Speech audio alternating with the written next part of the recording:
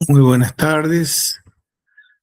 Hoy, viernes 8 de mayo, estamos retomando el encuentro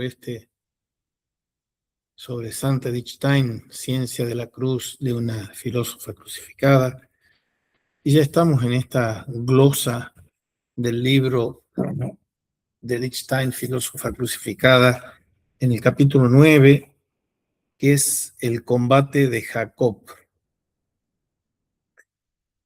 Edith Stein tenía un condiscípulo y amigo, Roman Ingarden, un polaco que enseñaba en Cracovia en el momento en que en Cracovia el arzobispo era Karol Wojtyła.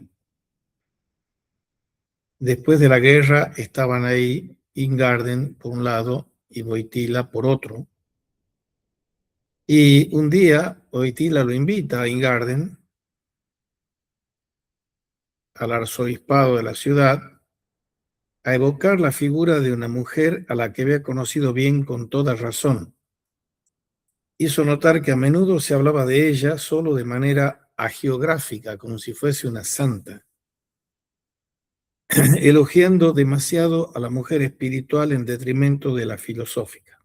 Ahora bien, hay que recordar que Wojtyła se doctoró en filosofía con una tesis sobre Max Scheler, ahí mismo en Cracovia. Y quien se acercara a Edith Stein, por poco que fuese, captaría evidentemente que estos dos aspectos, la mujer espiritual y la filósofa, aunque todavía no estaba adentrada en no en la vocación, sino en la consagración al Carmelo, como sería después, esos dos aspectos de la personalidad, el espiritual y el filosófico o científico, diría ella, están inextricablemente unidos, inconsútilmente unidos. Son indiscernibles y no es posible comprender la espiritualidad de Edith sin la filosofía de Edith y viceversa. No es posible comprender lo espiritual separado de lo filosófico en ella. Aunque la conversión de Edith modifica muy poco su relación con la filosofía.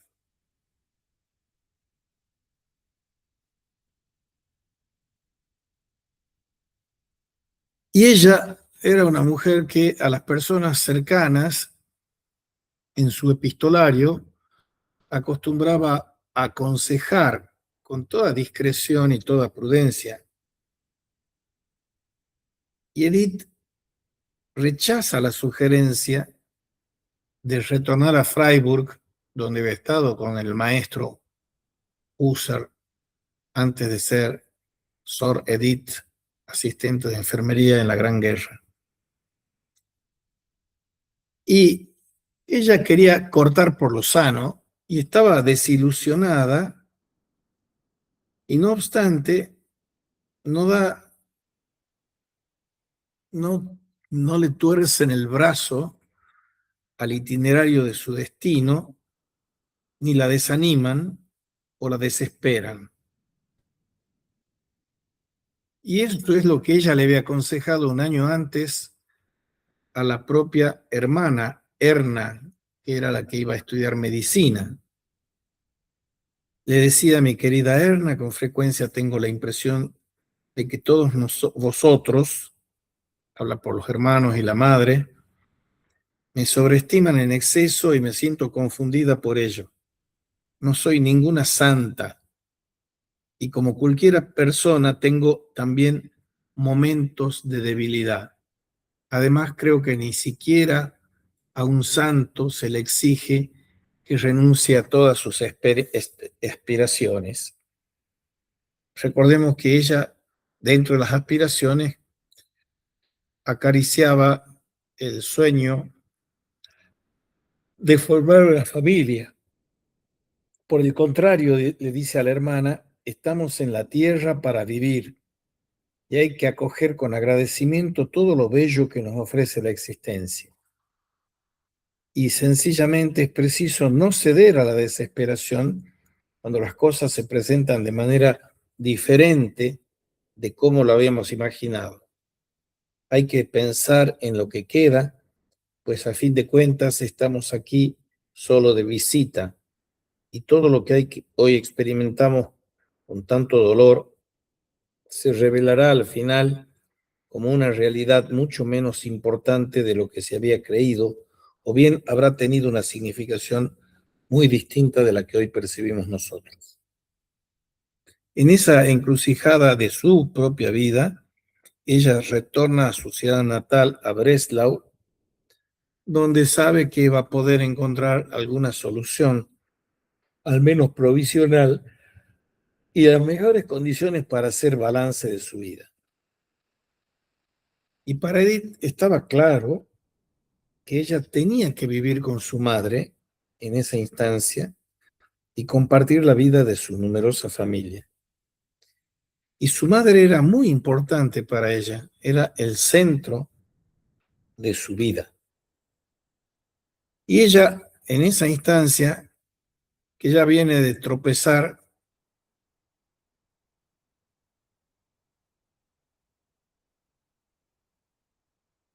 que pudiera hacer una carrera como profesora de la universidad, le dan un puesto en un colegio secundario ahí en Breslau, donde ella va a impartir un curso de moral fundamental, pero también quiere hacer valer los derechos que le da su título de doctora. Y a falta de otra cosa mejor, dirige un seminario para enseñarles fenomenología y tiene un éxito extraordinario porque se inscriben para hacer ese seminario con ella 50 personas. Y en el invierno de 1918, ya está terminando la Gran Guerra, y hay un profesor que se llama Julius Gutmann, encargado de los cursos filosóficos de la Universidad de Breslau, y se acercan algunos alumnos con inquietudes de querer aprender eso de fenomenología. Entonces él la recomienda porque sabía los quilates que tenía Edith Stein. Estamos en julio de 1918.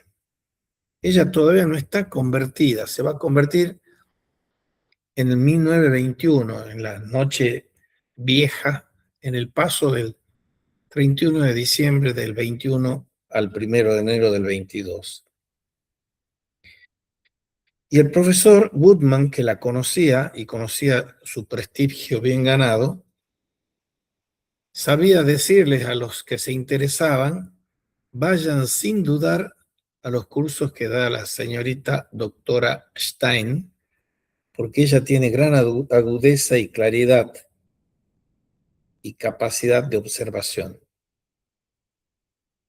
Edith acepta ayudar a la estudiante esta que mandaba Goodman y muy pronto se establecen entre las dos jóvenes vínculos de confianza y estima recíprocas.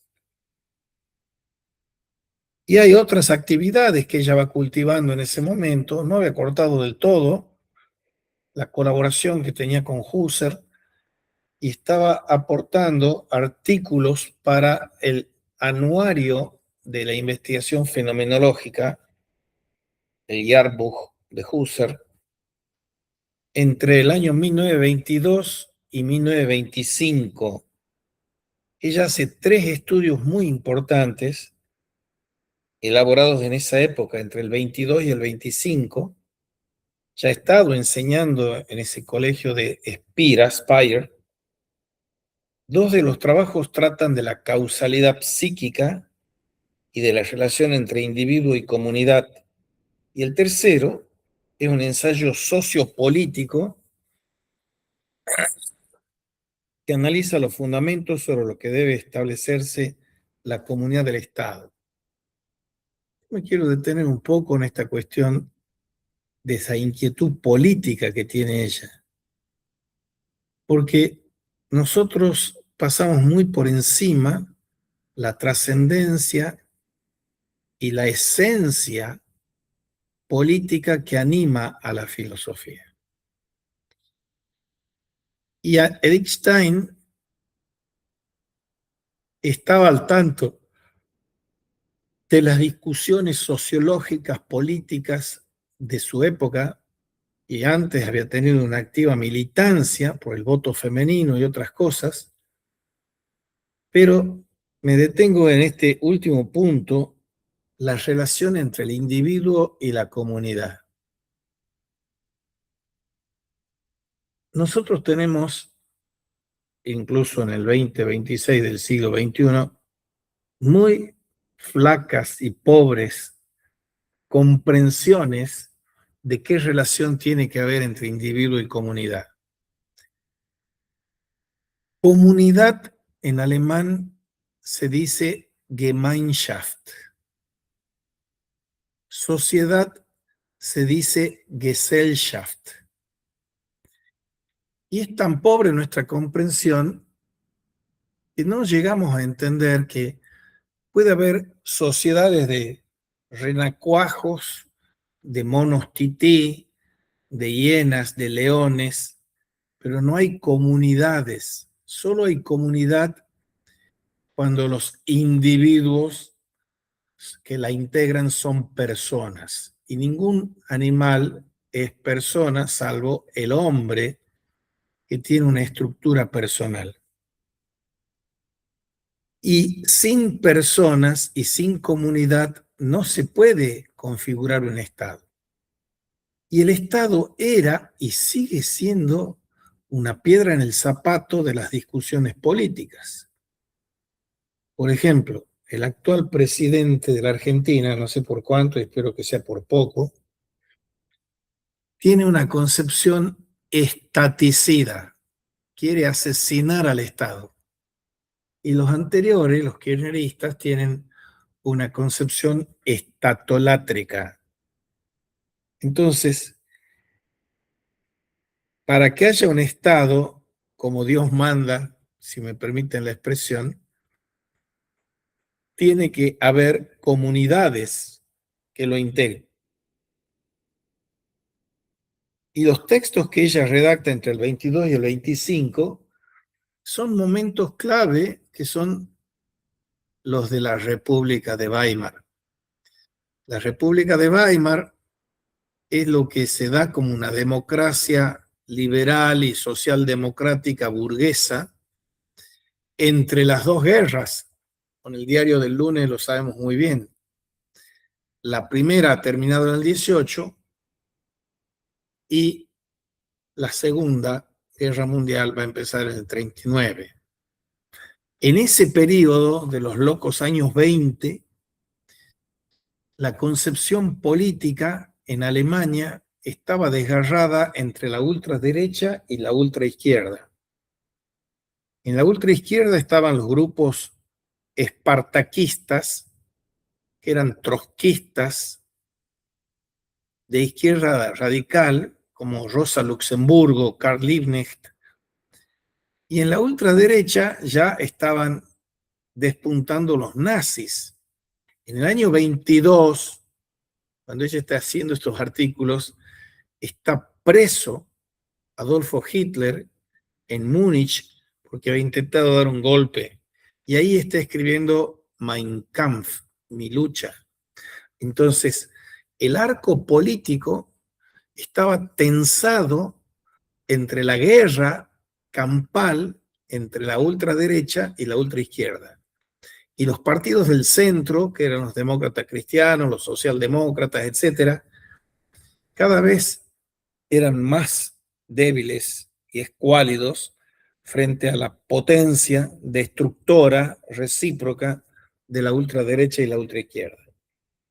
Bien, los textos que escribe en esos años, del 22 al 25, Edith Stein subraya el interés que ella tiene por la política y su compromiso personal, y en los que se descubren las influencias no de Husserl, sino de Scheler, que también le abre la ventana junto a otros amigos, muy amigos de la escuela de Göttingen, de Husserl, como Reinach Konrad Martius, etc.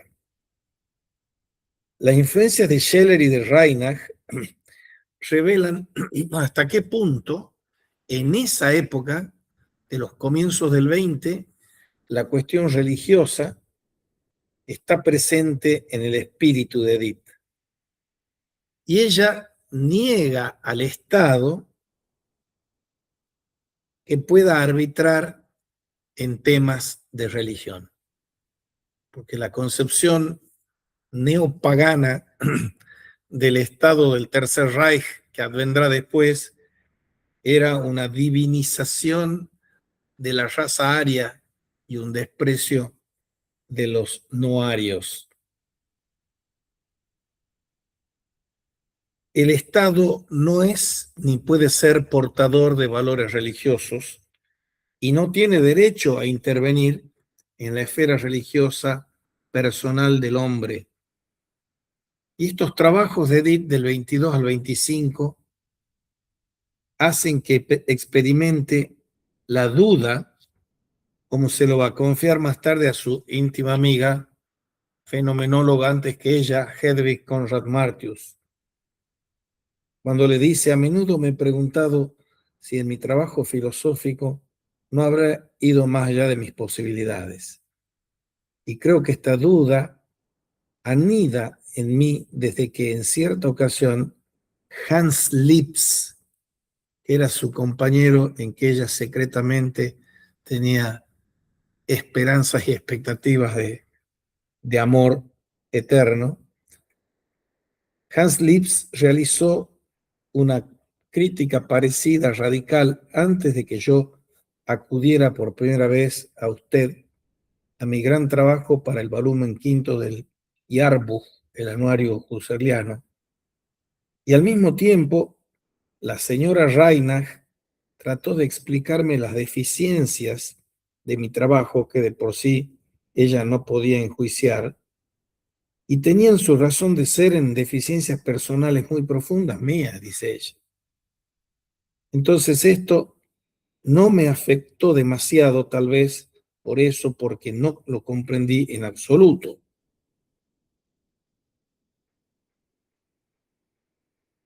Y en un clima de desasosiego y de pesimismo en el espíritu de la época, ella conservaba un optimismo radical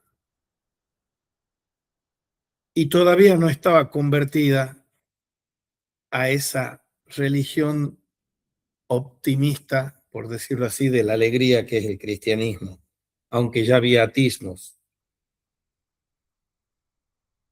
Gustosamente, dice ella, quisiera transmitiros algo de lo que a mí después de cada nuevo golpe me da nueva energía. Porque una amiga de su hermana Rosa había tenido un dolor muy grande porque un amigo íntimo se ha suicidado.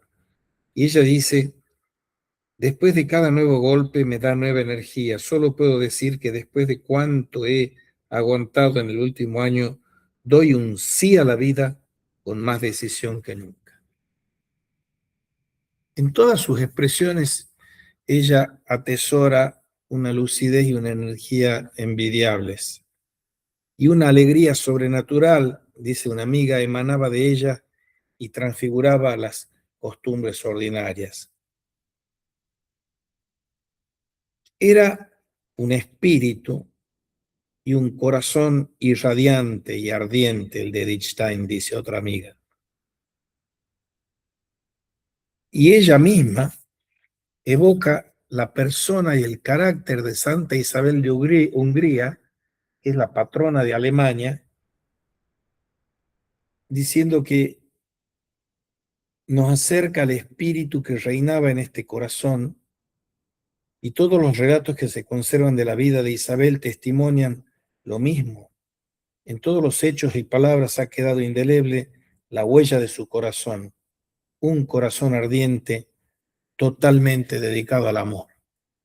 Isabel de Hungría era una reina que salía en secreto del castillo donde vivía para ir a alimentar y arropar a los pobres. Era un corazón ardiente puesto al servicio de los demás. El redactar estas líneas sobre Isabel de Hungría,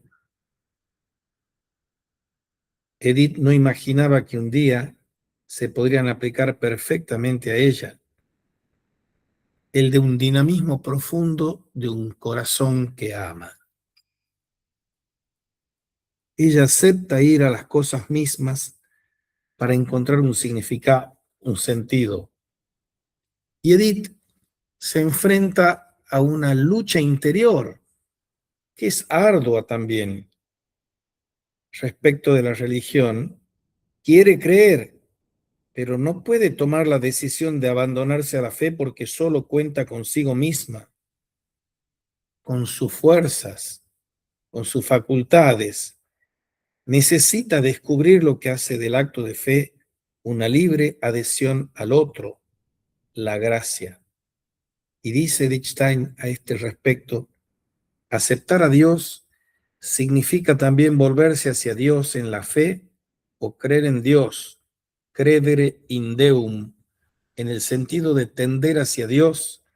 Así la fe es una percepción de Dios, aunque la percepción presupone un ser percibido, no podemos creer sin la gracia, dice Lichtenstein, y todavía no ha dado el paso para entrar al convento. Y la gracia, añade, es la participación de la vida divina. Si nos abrimos a la gracia, aceptando la fe, tenemos el comienzo de la vida eterna en nosotros. Todo este periodo de Breslau está marcado por el esfuerzo, por el recurso a los medios, que son las lecturas, las conversaciones, la asistencia discreta a la misa, el aprendizaje de la oración, calificado por Gertrude Kebner, la amiga, como un camino difícil, una lucha que exigió un gran esfuerzo y que necesariamente nos recuerda otro combate célebre. Y evoca aquí el libro del Génesis 32, 25, 30, que dice, y habiéndose quedado Jacob solo, estuvo luchando alguien con él hasta rayar el alba. Por eso se llama el combate de Jacob, este capítulo. Pero viendo que no le podía, le tocó en la articulación femoral y se dislocó el fémur de Jacob mientras luchaba con aquel. Y éste le dijo, suéltame que ha rayado el alba. Jacob respondió, no te suelto hasta que no me hayas bendecido. Dijo el otro, ¿cuál es tu nombre? Jacob. Jacob es nuestro Santiago. En adelante no te llamarás Jacob, sino Israel, porque has sido fuerte contra Dios y contra los hombres y le has vencido. Y Jacob le preguntó, dime por favor tu nombre. ¿Por qué preguntas por mi nombre? Y le bendijo allí mismo. Eso dice el Génesis. Ese es el combate de Jacob al que todos estamos llamados. Para Edith, el combate no dura solo una noche. Sola frente a Dios pide su gracia, su bendición. Y para ello tiene que ir a lo más profundo de su soledad. Tiene que ir más allá de su temor a encontrar a Dios, no en el consentimiento de la razón, sino en una radical renuncia a su voluntad. Y ahí viene el hágase tu voluntad del Padre Nuestro. Todo ello para obtener una cosa, el descansar en Dios. Nuestro corazón inquieto, como decía San Agustín, no descansa hasta que repose en ti. En mi ser, dice Edith, yo me encuentro con otro ser que no es el mío, sino que es el sostén y el fundamento de mi ser, que no posee en sí mismo ni sostén ni fundamento. Puedo llegar por dos vías a ese fundamento que encuentro dentro de mí mismo, a fin de conocer al ser eterno. La primera es la de la fe. Si Dios se revela como el ente, como el creador y el conservador, Y si el Salvador dice, aquel que cree en el Hijo tiene la vida eterna, Juan 3:36, estas son respuestas claras a la cuestión enigmática que concierne a mi propio ser. Y si Dios me dice por boca del profeta que me es más fiel que mi padre y mi madre y que Él es el amor mismo, reconozco cada cuán razonable es mi confianza en el brazo que me sostiene y cómo toda angustia de caer en la nada es la insensata, es insensata mientras yo no me desprenda por mí mismo del brazo protector. Y entonces, en diálogo con e invitación de su amiga Conrad Martius y de su marido que acude a la casa de veraneo de Bergzabern en el Palatinado, y ahí empecé a darme a conocer por medio de sus relatos al gran círculo de los amigos fenomenológicos. Y eso significa para ella abrirse camino hacia la gracia que permite el paso del conocimiento intelectual, que es un acto de fe, a la adhesión de amor, que es una vida de fe. Y vamos terminando. Esa vida de fe le es concedida a ella en una noche de verano de 1921, el último día del 21, con ocasión de la lectura o relectura del libro de la vida de Santa Teresa de Jesús. Y de inmediato cae en la cuenta de su importancia y presiente las consecuencias. Y allí dice Lichtenstein, es ya una gracia la que interviene cuando llega a nosotros el mensaje de la fe, la verdad revelada por Dios. Es también la gracia la que hace que admitamos este mensaje y nos convirtamos en creyentes. Sin el auxilio de la gracia no es posible, dice Edith, ninguna oración o meditación. Y sin embargo, todo ello es también objeto de nuestra libertad y se realiza con nuestras propias fuerzas. De nosotros depende entregarnos a la oración y el tiempo y modo que dediquemos a la contemplación adquirida. Aquí, en estos estertores del capítulo de la batalla de Jacob, nos da cuenta Edith Stein de que la fe es un don y una gracia, sí, pero es también una tarea, don y tarea. Por eso, ella que tenía las intenciones, que no las terminó de concretar, de traducir al alemán las obras del cardenal, entonces todavía no era santo, ni doctor de la iglesia como es ahora John Henry Newman, que da en la tecla de un problema nodal de la cuestión de fe y razón. Cuando dice, para el que no cree, 1000 pruebas no constituyen una certeza. Y para el que cree, 1000 dudas no constituyen un obstáculo. Entonces, Dios es al mismo tiempo don al sí de Dios, que es amado, y a la creación entera. Y habiendo experimentado cómo Dios toma lo más íntimo de su alma, ella responde con el don total de sí misma. Y ya en esos episodios de Bergzabern, en el misterio de la cruz, la gracia le muestra el Carmelo como el lugar de la más perfecta eclesialidad para ella, porque es allí donde se realizará en la oración el don de sí misma, a Dios y a toda la creación. Allí entrevé ella las profundidades misteriosas de su vocación personal. Bueno, por ahora lo vamos a dejar aquí y el viernes que viene vamos a continuar con los caminos de la pobreza. Muchas gracias.